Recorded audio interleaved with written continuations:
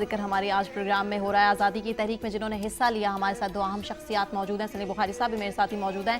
ہم ذکر کر رہے تھے بخاری صاحب اس سے پہلے محمد علی جناح, ایسی شخصیت جتنی تعریف کی جائے, جس طرح ان کی ایک پرسنالٹی تھی جس کی تعریف نہ صرف مسلمان کرتے تھے بلکہ ہندو بھی کرتے تھے, انگریز بھی کرتے تھے, کہ ایسی پرسنالٹی, ایسی شخصیت. ان کے حوالے سے ایک بات ضرور عرض کرنا چاہوں گا, جی, وہ یہ ہے کہ ایک تو ان کے لفظوں کا چناؤ بہت کمال کا ہوتا تھا. ایک لفظ No doubt. اضافی یا زیاں کا ان کے ہاں نہیں تھا. لفظوں کا زیاں تو وہ کرنا افورڈ ہی نہیں کر سکتے تھے. تو جو کہتے تھے وہ بہت کیلکولیٹڈ. مثال کے طور پہ انہوں نے فوجیوں سے خطاب کرتے ہوئے پشاور میں کہا, حکمرانی تمہارا کام نہیں ہے, تم عوام کے ملازم ہو, نوکر ہو.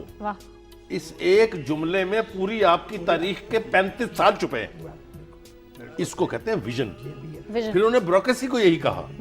بیوروکریسی کا آپ حکومت کے لیے, حکمرانی کے لیے نہیں ہے, آپ عوام کی خدمت کے لیے ہیں. آپ ایک ایک جملے کو اٹھا لیں, آپ کو پوری تاریخ نظر آئے گی اس میں سے. قائد